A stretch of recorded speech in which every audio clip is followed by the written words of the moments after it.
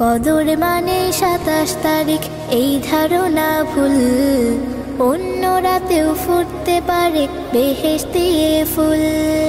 কদর মানে 27 তারিখ এই ধারণা ভুল, অন্য রাতেও ফুটতে পারে বেহেশতি